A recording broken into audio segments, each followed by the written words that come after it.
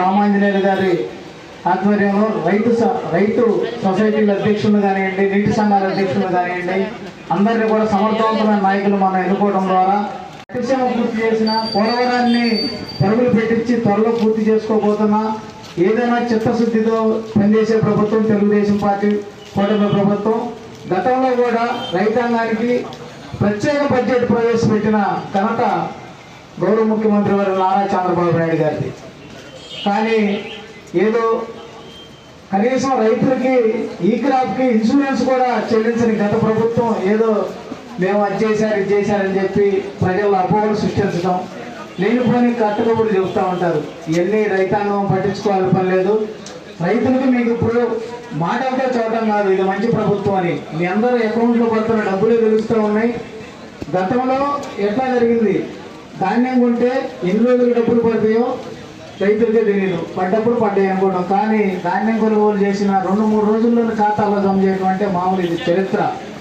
ఇటువంటి విషయాలన్నీ గుర్తుపెట్టుకోవాలి.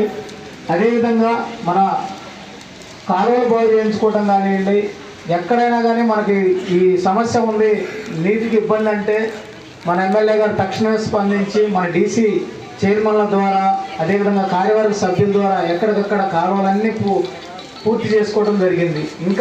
ఇంకేదైనా పెండింగ్ పనులు ఉంటే కూడా త్వరలోనే అవన్నీ కూడా పూర్తి చేసుకుంటాం. రాబోయే రోజుల్లో వేసవి దృష్ట్యా కూడా త్రాగునీటిని కూడా అన్ని చెరువులు నింపుకోమని కూడా చెప్తా ఉన్నాం.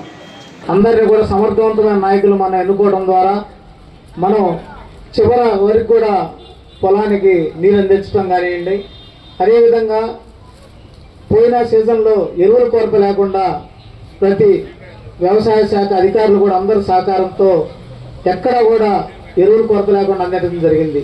అదేవిధంగా పంట పండించిన పంటలకి గిట్టుబాటు ధర తక్కువగా ఉంటే సీసీ ద్వారా పత్తి కొనుగోలు చేయనండి, ఇప్పుడు శనగలు కొనుగోలు చేయనండి. గతంలో ఎన్నడూ లేని విధంగా పొగాకు రైతాంగం అయోమయ స్థితిలో ఉంటే పొగాకును కూడా కొనుగోలు చేసిన ఘనత మన కూటమి ప్రభుత్వాన్ని.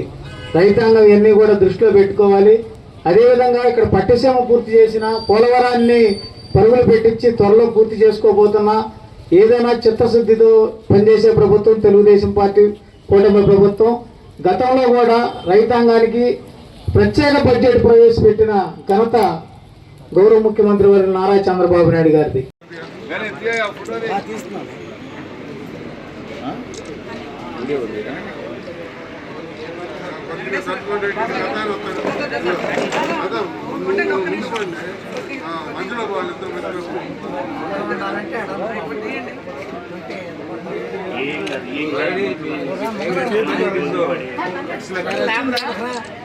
వచ్చినాయండి.